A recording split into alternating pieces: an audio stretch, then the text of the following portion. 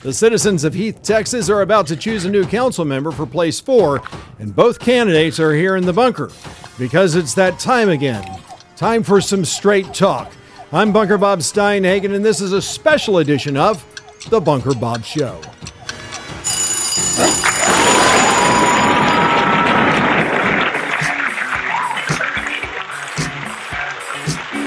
Greetings, thrill seekers, music lovers, conversationalists from across the fruited plains of the great state of Texas. I am your host, Bunker Bob Steinhagen, bringing you an in-depth look at the candidates running for Heath City Council Place 4.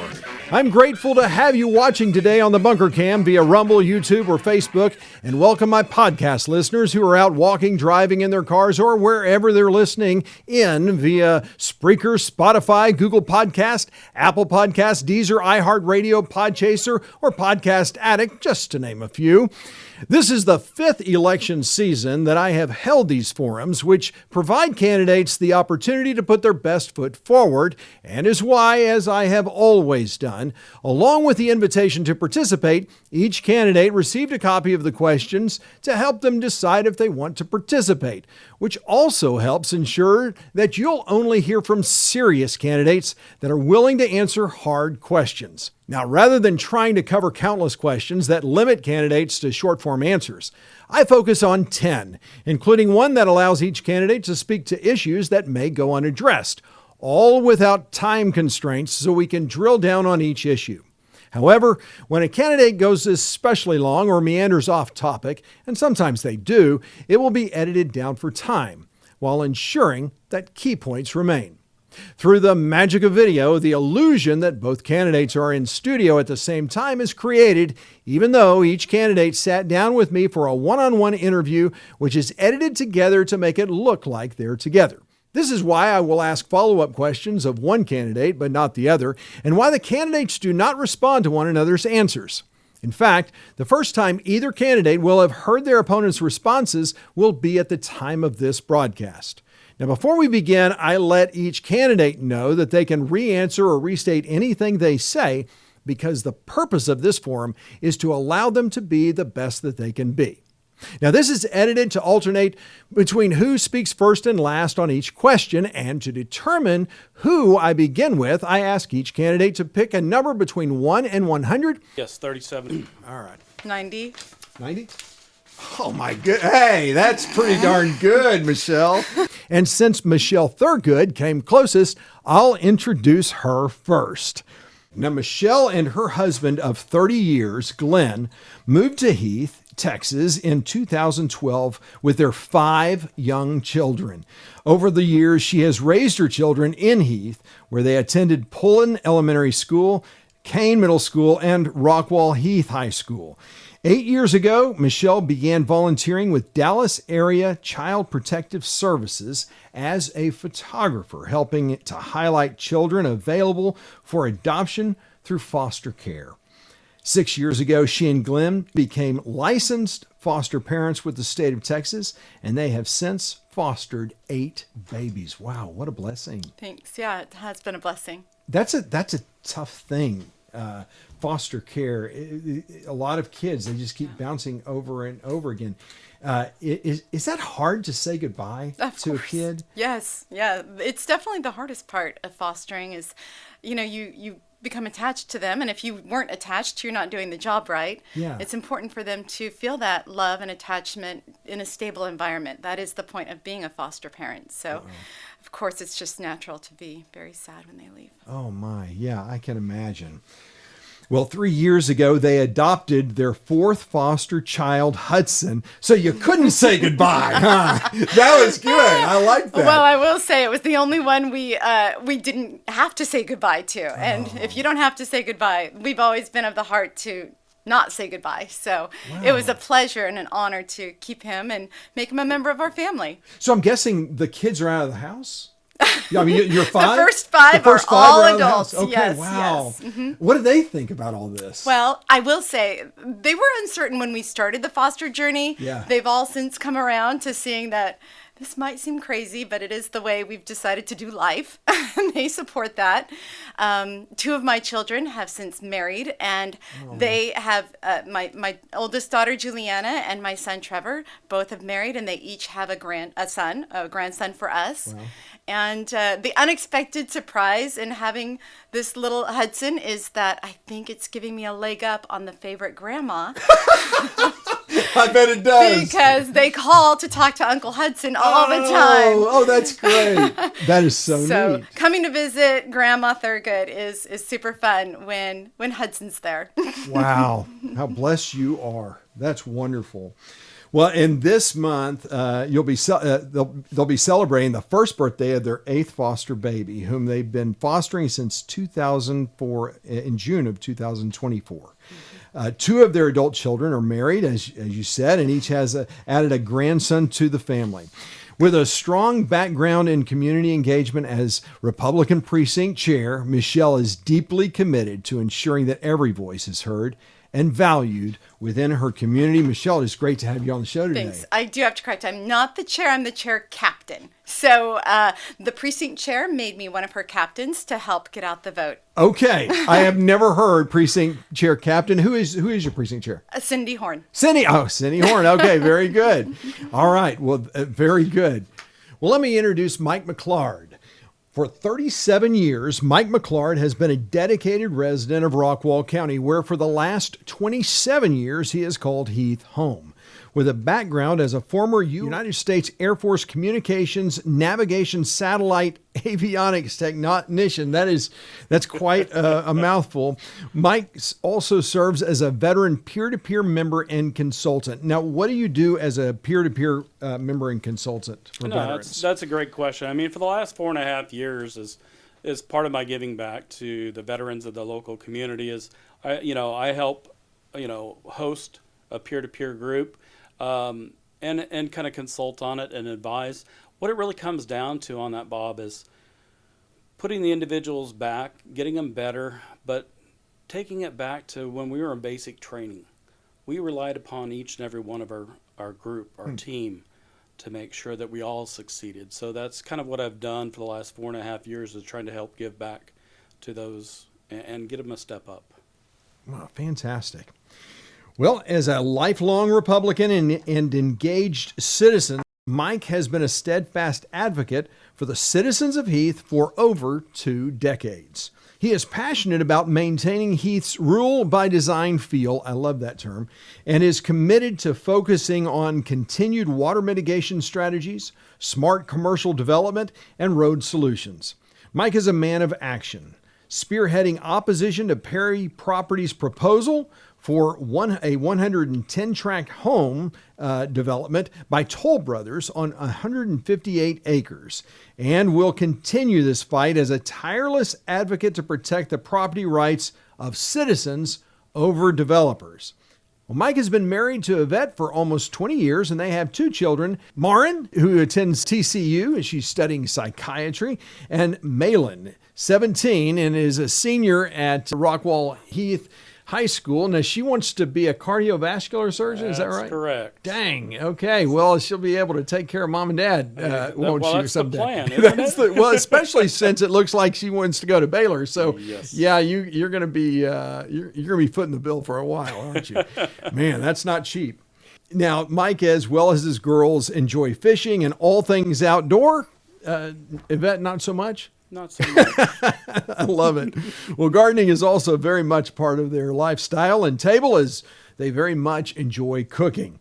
As for interests, Mike, with his engineering mindset, studies various problems for multiple and best solutions to things like finance, insurance, taxes, legal, laws and ordinances, and other less than exciting interests. In other words, if you're having a party, don't invite Mike. Is that about right?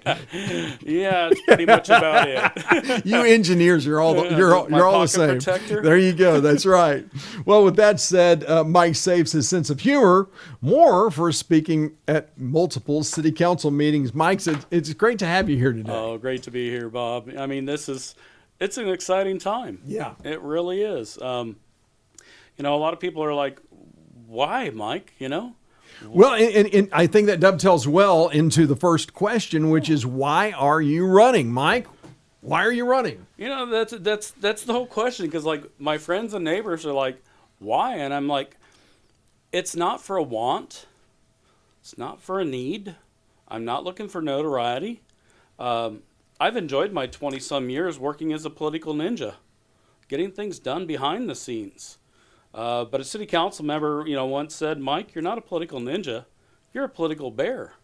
And I'm like, when things are going well, I get to hibernate. But when things are not going so well, guess what?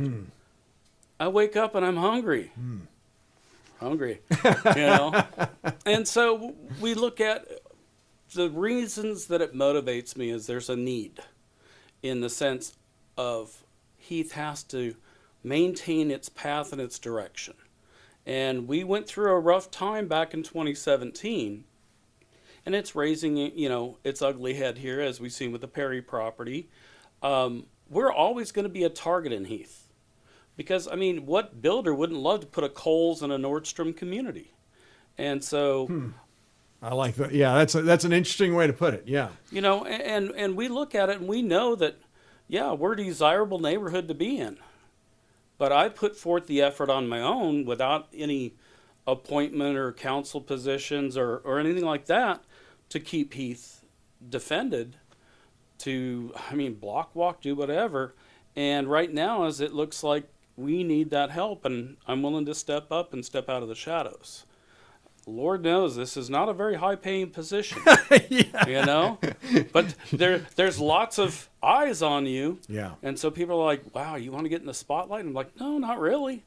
But at times you have to put service over self. And that's what I've done. I've done actions over words.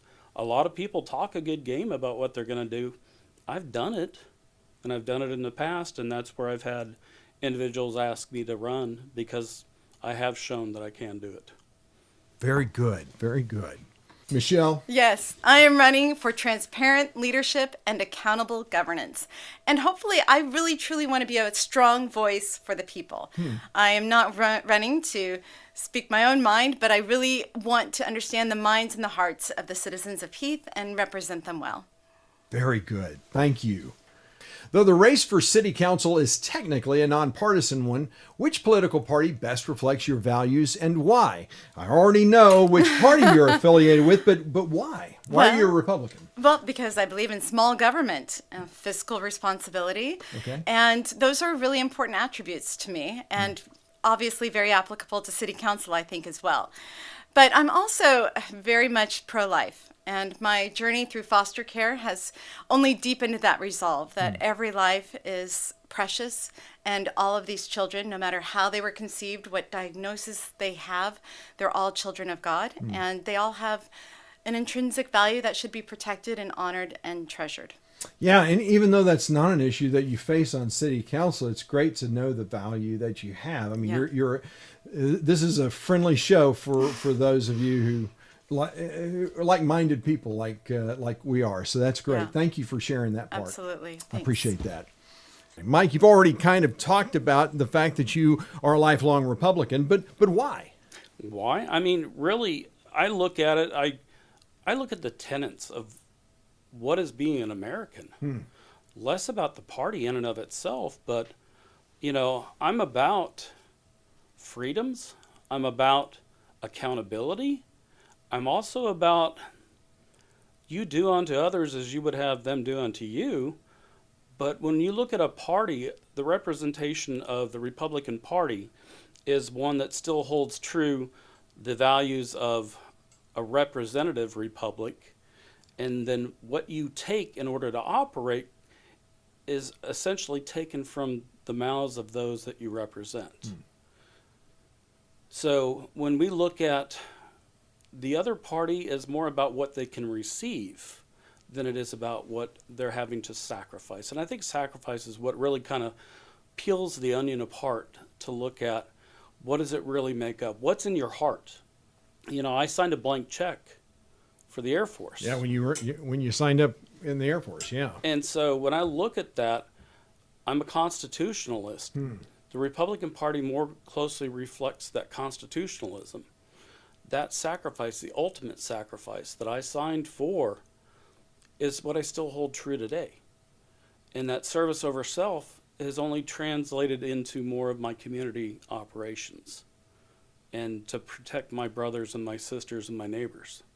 So that's where, from the Republican side, it more aligns with what's in my heart. Very good. Excellent. Thank you, Mike. Well, what is your vision for the city of Heath? Mike, how about you? Vision, what a wonderful word. No, I think it's preservation. You know, people sit there and talk about, oh, we need change. And I ask them when they say they need change, whether it's their representatives or change in what sense, I'm like, what change are you looking for?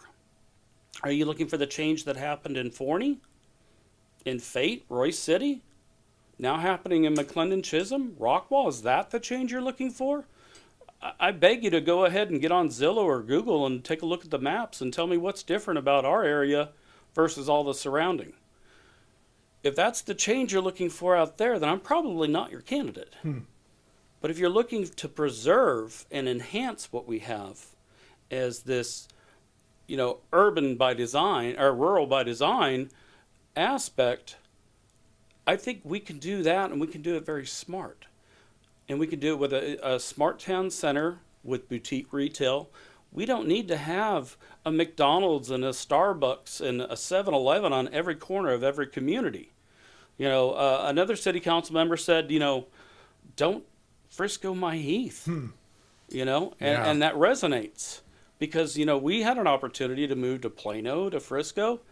Didn't like it, didn't like the culture.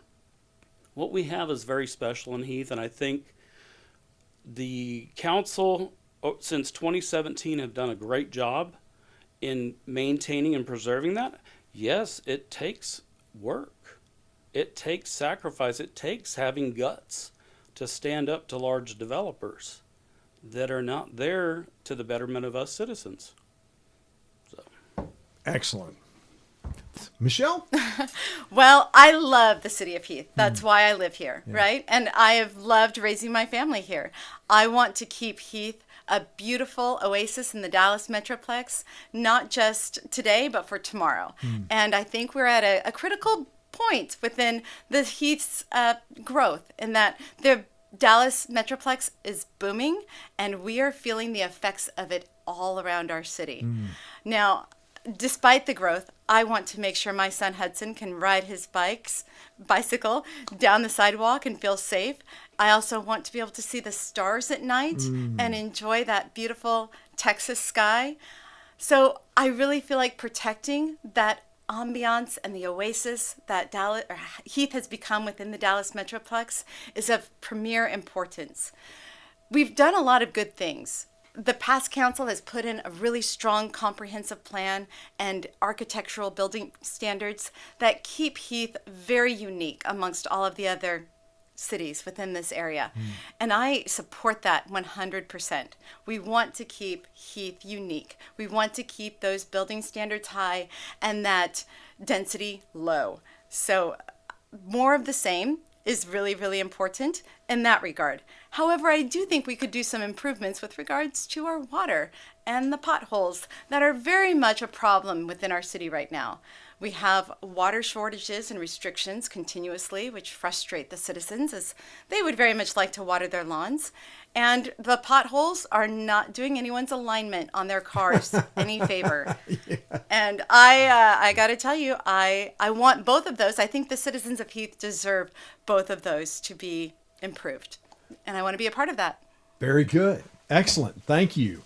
Well, how often do you attend city council meetings, and what have you learned from that experience? Michelle, how about you? Well, I have attended a handful of city council meetings before filing to run, but since filing, I make sure I don't miss a city council meeting. I think it's really important to understand the dynamic and the role of each council member and how they play in collaborating to come up for the best solutions our city can have. During my observations, discussions get heated. And actually, I think that's okay. Yeah. Opposition is important. Absolutely. It's important that we're not so like-minded that nothing ever gets tested or questioned, and that things just escalate into a wrong direction because there aren't enough roadblocks in the way of people questioning why. I think important, respectful questioning during a city council meeting helps everyone be more reflective and careful in how we deliberate the future of our city. Wow. Yeah, good stuff. Thank you, Michelle. Thank you. Mike, you're a frequent attender of city council meetings, as I understand. Yeah, I think I've got platinum status now. I mean, really, like in the last 10 months or whatever, combined between planning and zoning, city council, and some offshoot meetings, I've probably been to 20, 25 meetings. I stay involved. But like I had said earlier, I mean, when things are running well, I get a little break. But I'm not afraid to get up there. I speak at just about every one I go to represent. But I've gone through stages where, on the noise ordinance, on the property public investment districts, various things, I get involved. But I'm there very regularly. I understand the Robert's Rules of Order and all the processes to go through, which has really kind of helped educate me even more, because I've had to go and do a little of my own research. And that comes to state statutes like 211.006 on the property rights. That's what helped defend against the Toll Brothers on the Perry property successfully, of which we are not going to be in a lawsuit with them because it was done correctly. So you're basically, when you're ready to hit the ground running, there's not going to be much of a learning curve for you. No, I mean, really, there's always things to learn. Sure. But the nice thing is I've been around it long enough. I've taken the time to talk with our representatives, to learn and get educated on it. But then it's not just learning, it's putting into practice. And I think that's really important because a lot of times people have a great way of saying things, but then no action actually takes place. So I think, with the citizens, they'll see with me, I can hit the ground running, but I can hit the ground running effectively. Very good. Thank you, Mike. Well, the one issue that concerns every citizen in Rockwall County is the exponential growth, which includes housing, commercial development, traffic congestion, and of course, growth in government, which means higher taxes, and is why we're going to tackle each in turn. So let's start with the explosive growth in housing, like master planned communities or multifamily apartments and townhomes. Do you think the city is on the right track when approving these new developments, and are they contributing to or taking away from the lifestyle that citizens of Heath desire, and why or why not? Mike, how would you answer this? Wow. No, I think on that, Bob, is Heath has done a really good job, over the 27 years I've been there, for the most part, in maintaining that quality of life, that expected lifestyle, the culture and the building of the community. We've had crossroads where, it's come across where we had to defend, and most of the time we won. So that growth is not just what's taking place in Heath. I mean, we continue to grow. We have to grow smart. I mean, we've gone through the water situation. We actually had to have a 6-month moratorium put in there. But at the end of the day is we have to look at the impacts as we grow. A 6-month moratorium on what? On building. We actually have done that. Gotcha. And then we didn't extend that. Now, we understand builders have rights, but the citizens of Heath have equal rights. And that's one of the things that I have always advocated for. It's not just the rights of the landowner looking to sell or develop. It's all the surrounding, and it's the impact to the surrounding communities.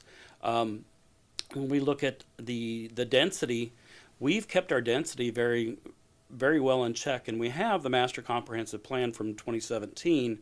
It's being updated right now for 2025, and we're making sure that the ordinance are better aligned with the Master Comprehensive Plan so that it's more defendable. Because really the Master Comprehensive Plan is a guideline. The ordinance are more lawful in impact. So as we've worked to keep our density down, We've had to hold off on some of the larger communities at a given time due to either water constraints, traffic constraints. At the end of the day, we're trying to uphold the quality of life. And I think we've done a fairly good job at that, but it's taken sacrifice. It's taken putting a target on yourself at times, you know? And I think more than anything, we have a position where we can still maintain that and still maintain reasonable growth. What we cannot maintain is our surrounding communities and the impact with which they have on our traffic and subsequently our quality of life.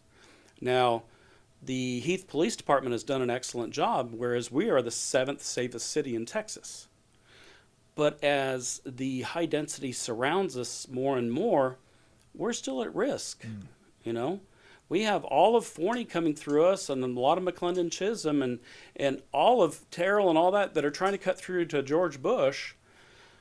That traffic is not going to reduce at any given time, probably until 2035 or 2040 when George Bush gets extended to 80. But so from a traffic standpoint and as a development of Heath, we've done the best that we can, I think, thus far. But it has to be held, because at any given time, we have half of our land ready to be developed again, you know, and that's a risk. Yeah, but I think and I think a lot of voters don't understand that just because you have an ordinance doesn't mean that the city council can't just approve a high density development by proclamation. So how? I mean, the city of Heath has been one of those that has actually stood up to developers, and they've you've got a lot of litigation costs, but you also have Perry Homes that's saying, okay, these guys are serious about upholding their ordinances, and they're willing to fight, and they kind of backed off. Do you see that? I think there's a lot of criticism right now with the city of Heath for some of the litigation costs in suing the city of McClendon Chisholm, which violated its own ordinances, and is going to have the development that they approved is going to have a massively negative impact on the city of Heath. How do you feel about all that? Well, there's no do-overs when it comes to development. That's a good point. And if you don't do it right, you don't get to do a do-over and say, oh, whoops, sorry. We already have the master comprehensive plan in the ordinance, but you bring up a very good point. Those always can have a variance, and that variance requires only a simple majority vote of the city council members. That means 4 out of the 7 council members and mayor can give a variance to it. That can come from tree mitigation costs. That can come from higher density authorization. I think McClendon Chisholm went through that. Yes. You know? And so you have to ask yourself, what are your beliefs? What are your values of what you're representing on the council? Are you representing what is in black and white in writing? Are you representing what you tell the constituents? Or are you willing to waffle? And there's times that you have to stand up and fight. And on the Perry property with the Toll Brothers, they got the message loud and clear. And yes, they are not going to litigate on us. And it's because we held true to what was in black and white and also what the people said. And not just the surrounding 200 foot around the property, it's what the entire community was stating. And when we look at having to litigate to protect our interests for the city, there's a time and a place for that as well. Because everything that's done around impacts us. I think it's $5.8 million is the estimated amount to widen 550 to accommodate the trilogy. And then subsequently, I think $30,000 a month maintenance estimate. Those are numbers that people don't hear about. So those are the unintended consequence of development around our community. And the developer's paying how much of that?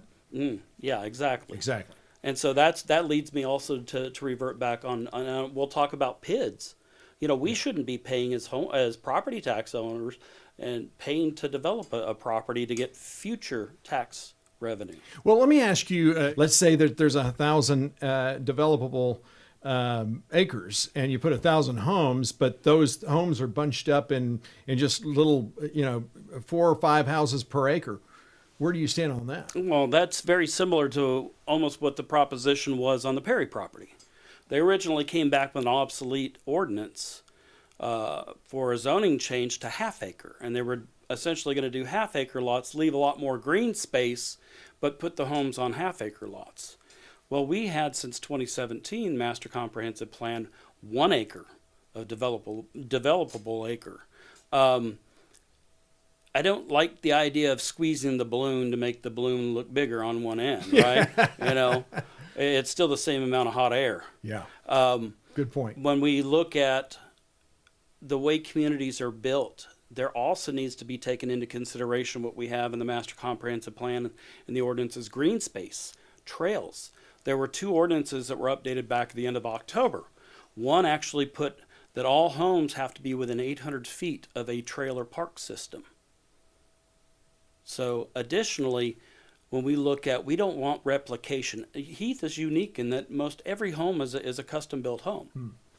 So the idea of having a track home, like the Toll Brothers were going to come in and do between 6 and 9 like homes for the 110. So that's replication, that's anti-monotony. But one of the other ordinances is that you cannot have a replicated home within 5,280 feet of another. And that includes mirroring it. So that's something that helps strengthen. And when I talk about aligning the ordinances with the Master Comprehensive Plan, of which is being updated for 2025, there's where it gives us a little more protections.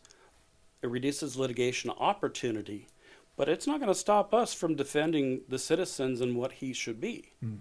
But it's going to help send the message to the developers themselves that no, you're not going to come in and you're not going to go and put 20 homes on 1 acre and then say, okay, well, I'm going to use this other 20 acres as green space.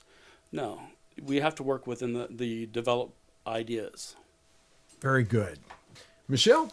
Well, honestly, I think our city council thus far has done a pretty good job of, for the most part, controlling what is coming into the city of Heath.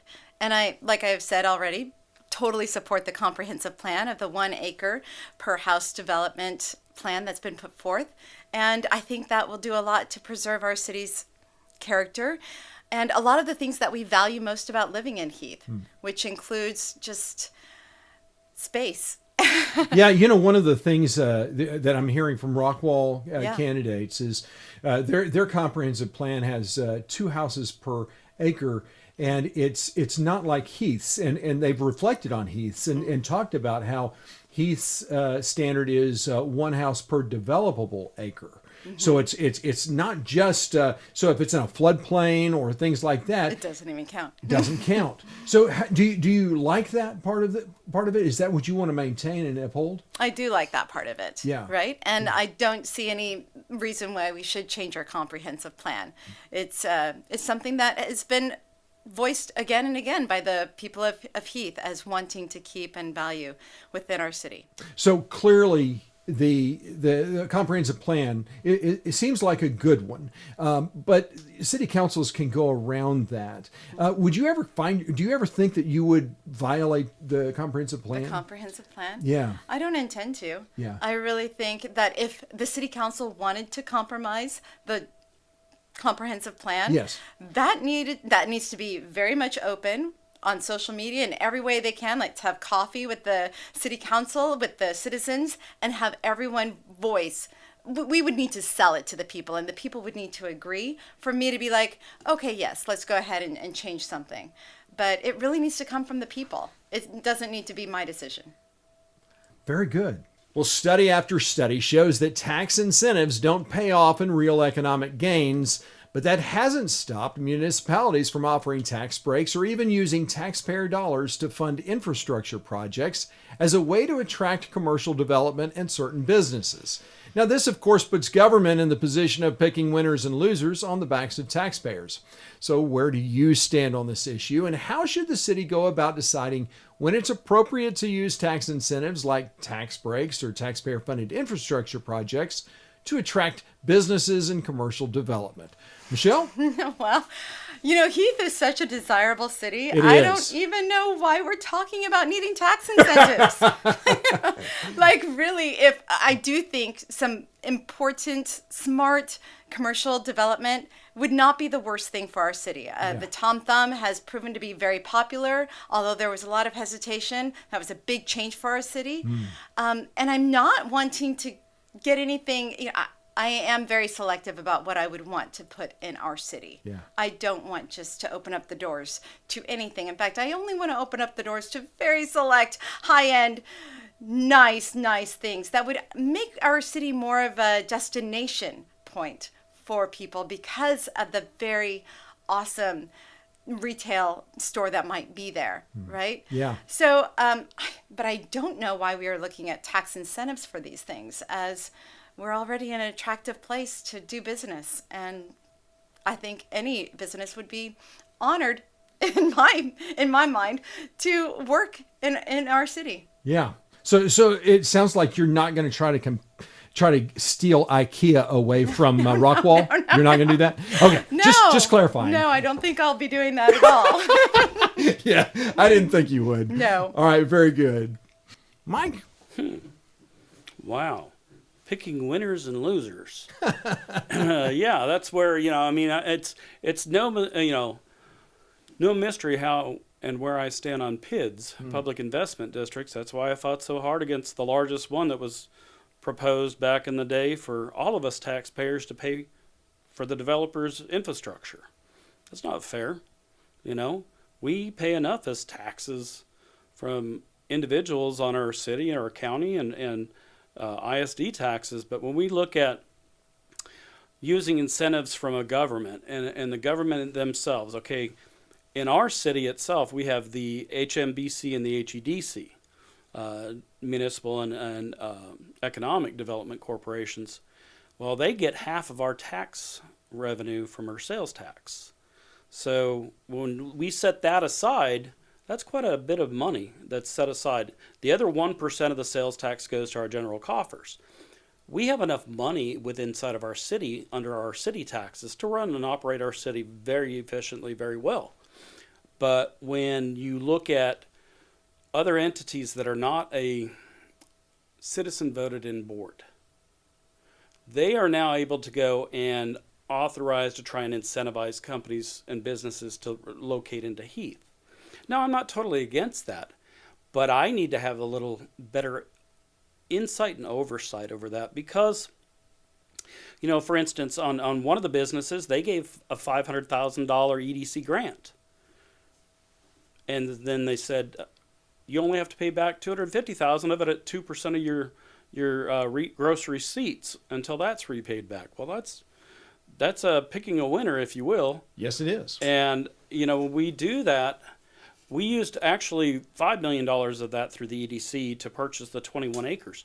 To me, that's a better... 21 acres. 21 acres across from City Hall. Okay. It was known as the Jackson's property, or the Goat Farm, a lot of people know it as. Okay. And so that is going to be an opportunity where, from an economic development, it can be chosen, developed as such, boutique type.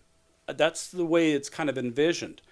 But I think the citizens and I think the city council and others need to have a little more visibility and control into it, because it's technically an unelected by the citizens board. They're appointed by city council? They're elected and appointed in, yes. They're elected or appointed? Or, they're appointed in. Gotcha. Yeah, they go through a review. Gotcha. And so, not dissuading any of that. I mean, it's been around for, I think, 12 years now. How much money are we talking about? Well, last time I had looked, I thought it was around a little over $4 million in each one of their coffers. Okay.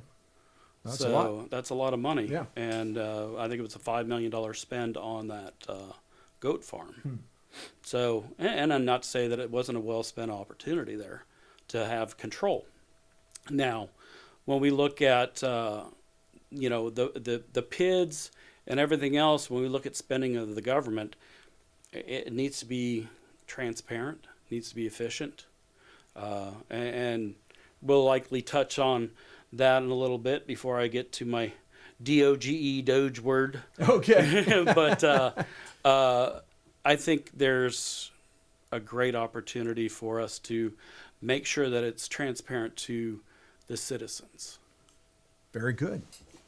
Well, it seems like regardless of where you live, traffic congestion is getting progressively worse, which is beginning to have a real impact on the quality of life for many. What can the city do to improve this problem, or more specifically, what will you do as council member to address the increased traffic congestion that's agonizing for so many? Mike, how would you do that? That's a tough one. Yeah, traffic. I mean, just getting outside of out of my neighborhood is playing the Frogger game of death. I mean, on Ridge Road, Wow. and so I feel for everybody that's dealing with that. So you're heading into Dallas every day? Yeah, you head into Dallas, like or most just people, yeah. to get out of our community is you got to cross Ridge Road. And how far away is that? From, I mean, I live over by Standard Service area, and it can take 20 minutes, Dang. 25 minutes to hit I-30. Wow.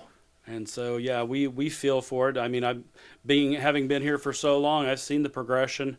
But most of the traffic that we got going through is coming from outside of Heath. It's coming from Forney. It's coming from Terrell. It's coming from Crandall. And they're coming through to take the shortcut to George Bush. And that traffic flow, that's hard to abate that. That won't be fixed for probably a decade or more. But the subsequent ones, I mean, there are things that we need to do for safety standpoint.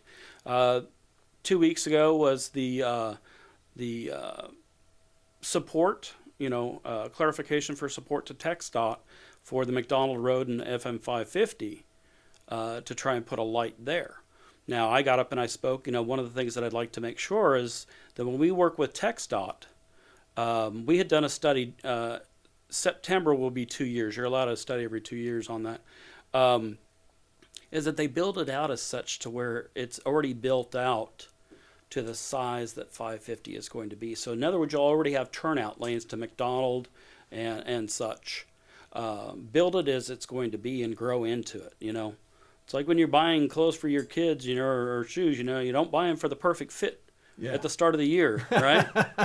So if we can mitigate some of those costs, we can work with that. That's from safety standpoint. There were 11 accidents over the past few years on that, 8 of which were very serious. So that type of safety, but trying to find other ways in which to flow traffic across Heath more effectively than just up Ridge Road. Whether taking it down 549 or taking it on down Horizon. To try and offload some of that traffic. How much control does the city of Heath actually have over traffic, though? That's a beautiful question, because it's a very limited amount of control. TxDOT ultimately determines go or no go when it comes to state funding, but the Rockwall Roads Consortium actually controls the purse string on a lot of the local That's the spending. county. That's the county, yeah. Exactly. So, from that side is we can probably do a little more effective job in petitioning the county to try and add some relief as we try and absorb the amount of traffic flow across us. Whereas we have been good in the actual density having less of an impact on our local driving. It's the through traffic that is really impacting us that I think we need to have a stronger voice and a stronger representation at the county level. Very good. Michelle, how about you? Oh, wow, Bob.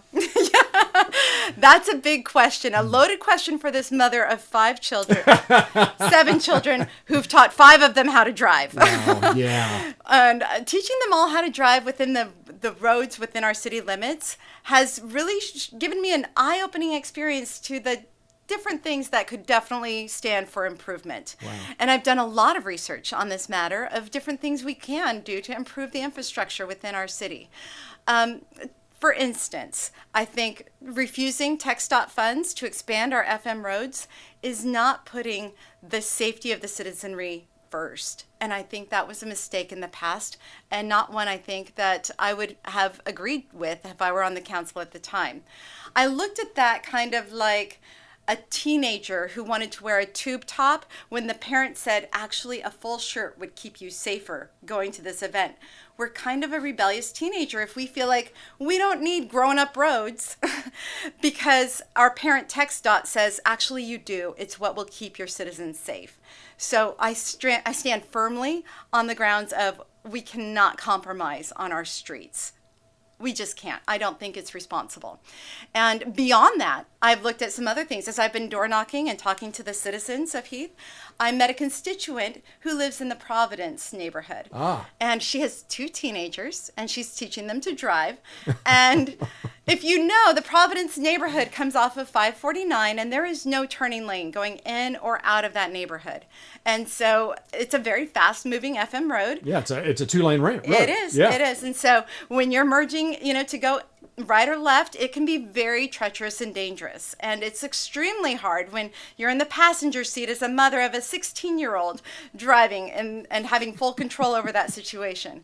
So I asked a traffic engineer, why don't we have turning lanes into any of these subdivisions? And how can a city make that not continue to happen, right?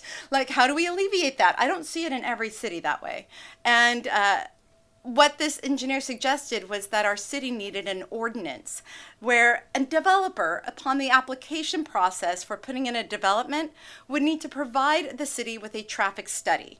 Then TxDOT can require a turning lane to be put into their development on condition of approving that development off of their FM road. So it doesn't it does not cost the taxpayers any money to do something like that. We have safer roads. Everyone's happier. But it does require some initiative and know-how on the part of a city council person. And I want to be that city council person. All right. So just a little aside. Yeah. When I was mayor of McLean and Chisholm, we they're expanding 205. Yeah. And so we had asked TxDOT to put some turn lanes into a couple of developments. TxDOT responded to us that they do not do turn lanes. Yeah.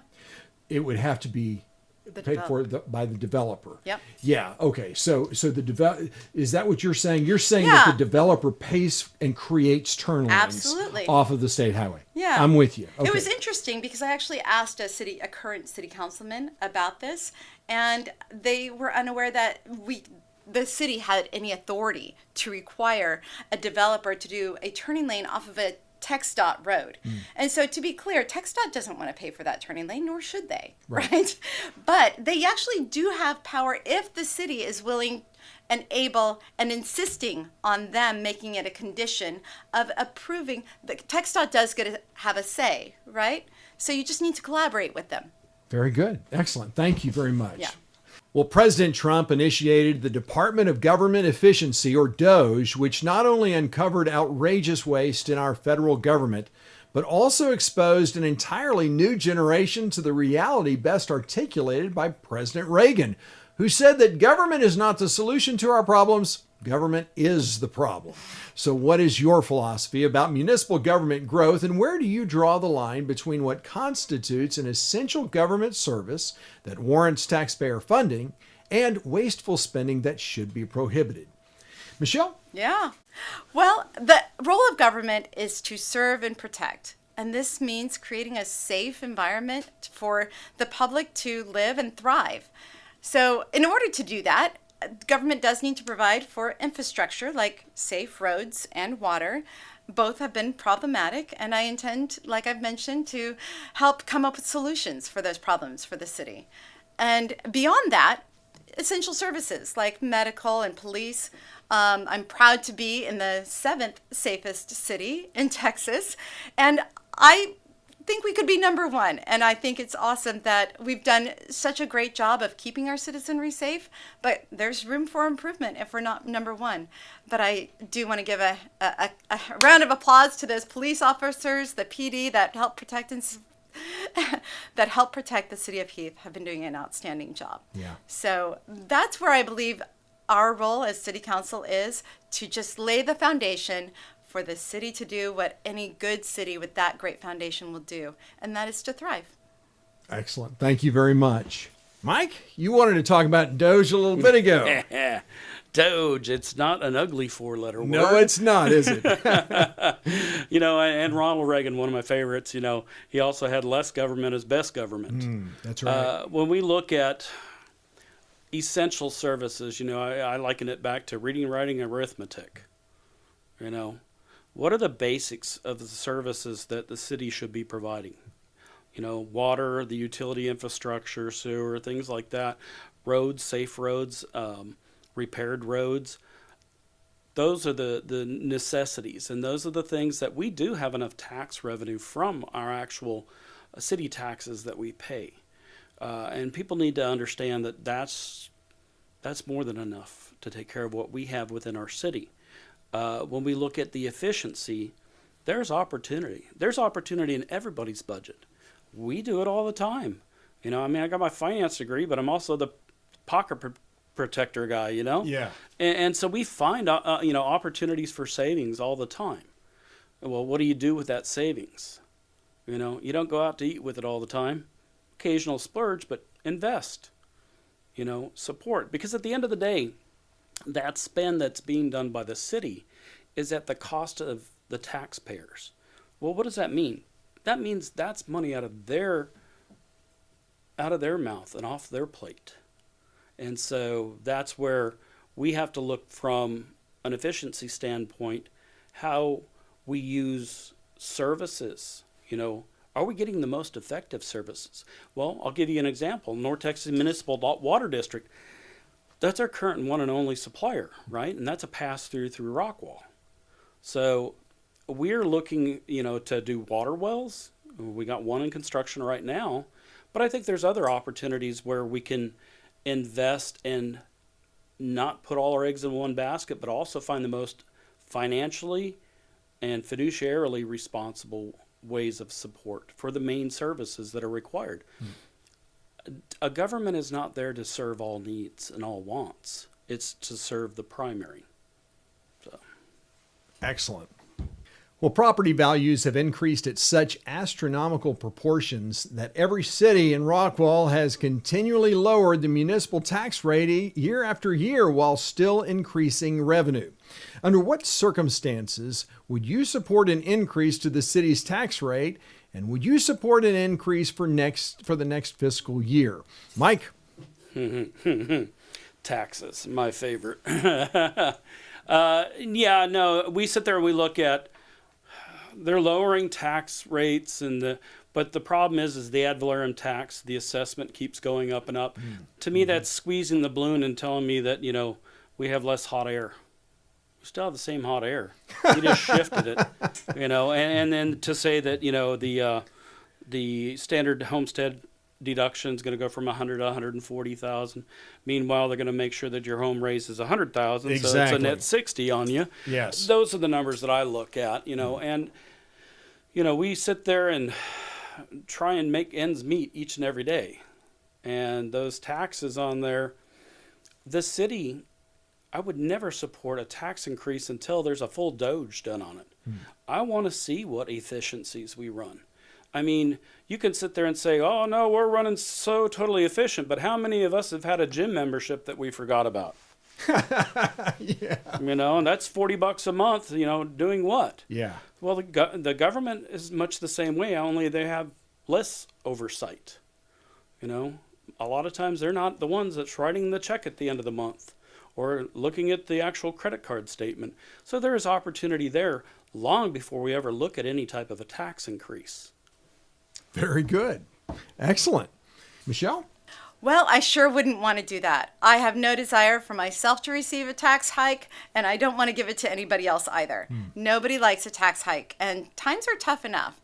We have had some issues within our city finances because litigation has become a habit, unfortunately, and litigation and lawyers, well, they're very, very expensive. I really would rather not be litigating as much as we are as a city. And I do think there is a way to resolve issues without going to the courts and hiring lawyers to resolve these issues. I think a lot of it comes with relationships, with learning how to listen and negotiate and try to get as much as you possibly can and want for your city. protecting the city is really important. So I do sympathize with the desire to fight for it. However, when the fighting becomes as expensive as it's proven to be, you got to take a step back and ask yourself, what for? Why? Is this doing more harm than good with regards to our intra-county relationships? Can you be more specific? What are you talking about specifically on what litigation? Well, we've been litigating the North Texas Municipal Water District through the city of Rockwall. So we've had to sue the city of Rockwall in order to sue the North Texas Water Municipal District. That litigation has not gone our way, right? We've lost, and we've lost the appeals, and we've spent millions of dollars. And unfortunately, it's only led to water restrictions and sore relationships with the city of Rockwall. Was the litigation to help mitigate the restrictions so that Heath's getting more water? What was... Well, that would make more sense. But no, as I understand it, the litigation was prompted because when the municipal district needed to come and put new pipes in, it was on an easement that they owned within our city limits. And in order for the pipe to go in, they took out a lot of trees. And that violated our tree ordinance, and that was the basis of the lawsuit, was violating a tree ordinance. I love trees. I really do. I've planted a dozen on my property. I think trees are wonderful. But I don't believe we should be litigating to the extent we have because of that. And the consequence has not been made worth it in my mind. All right. Very good. Thank you. Well, are there other issues that we haven't talked about that you plan to address if elected? Michelle? Yes. Well, actually, in our last city council meeting, it came up that we have this beautiful city park underway, right? And this is a park I've been excited about as soon as it was revealed. The drawings of it look amazing, and I'm sure my son Hudson and I will have lots of fun playing at this park. And so I'm all for it. I think it'll add great character and whatnot for our city. So I was excited about it. And then I went to city council and I realized there are some expenses and not all of them have been foreseen. And not all of them can be foreseen, right? Because when you start any construction project, as I'm sure anyone who's had any kind of project done in their home knows, unforeseen things happen and they can be expensive. And the thing of it is city parks of the ones that we have, of the magnitude that we have designed, it is going to be expensive. It's going to require a lot of money to continue with upkeep and maintenance of this beautiful park, not to mention the trail system that is also currently continuing to be developed. We need to prioritize these things, I believe, because it's part of what makes Heath so special. It enhances our character and our charm and our appeal. So I like them, yet they're expensive. And I don't want higher taxes, right? I've already mentioned we're not rich people, right? Yeah. I don't like paying taxes anyway. I don't want to pay more of them. So how do I protect what is beautiful and exciting and upcoming for our city without potentially risking an additional tax burden on the citizens? And it kind of speaks to what is an essential government service versus something that's not. Exactly, right? Yeah. I know. Yeah. This is one of those things. I didn't vote for it. And to be honest, I'm just going to be candid. I'm glad I didn't have to vote for it because I really, really like it. But I really, really am concerned about the tax burden it could potentially cause. You know, it is curious to me, a city like Heath that has acre lot minimums, you know, and then for the developments that come in, they typically are required to have their own parks. It's always curious to me why a community like this, like Heath, would need a park. Well, I don't know. It's fun. Sure. I agree. But you're right. Need. But, yeah. Maybe it's not a need. Maybe it is a want. And that's fair, Yeah. right? It was something that was wanted, and that's why it passed. Or I didn't.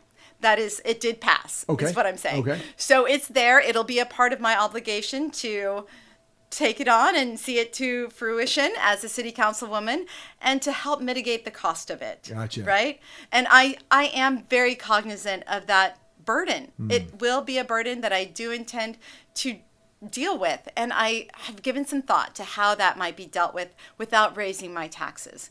And if I don't want higher property taxes, I need to get that tax from someone or somewhere else. And that does mean more commercial in Heath. And I would be in favor of that over my own tax burden going up. However, like I've mentioned, I don't want just any commercial to enter our city. I'm very selective, and I do think that commercial can enhance a city if it's done correctly. So that's something that is it's on my mind, and I ask the citizens all the time when I talk to them, what would you invite into our city in the way of commercial development? What do you want to see? So I'd invite anyone listening now, please go to my page and drop me a message. Tell me what you want to see in our city. Excellent. Thank you.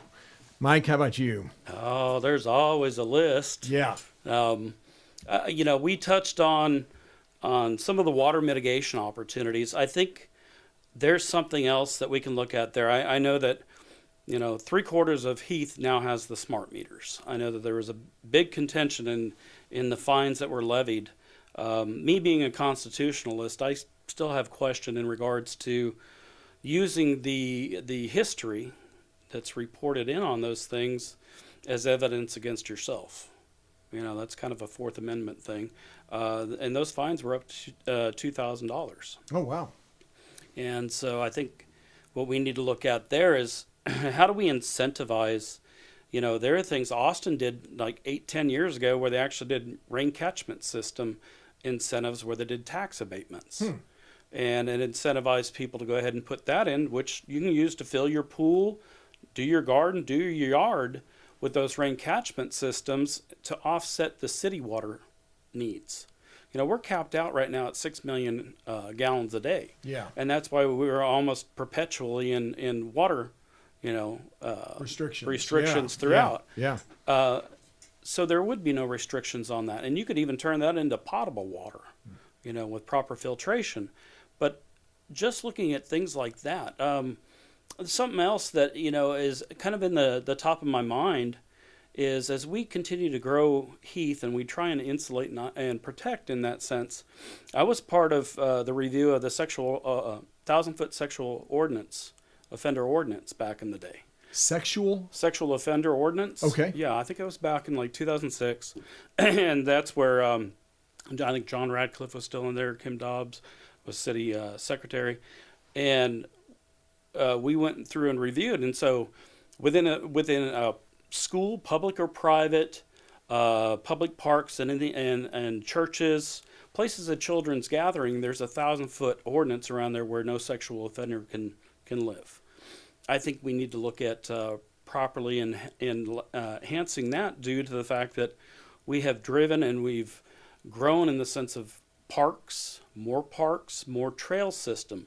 We're very much a pro outside green space, family oriented, and I think we need to extend those protections further across Heath. And that includes private parks. We have 2 parks in my community.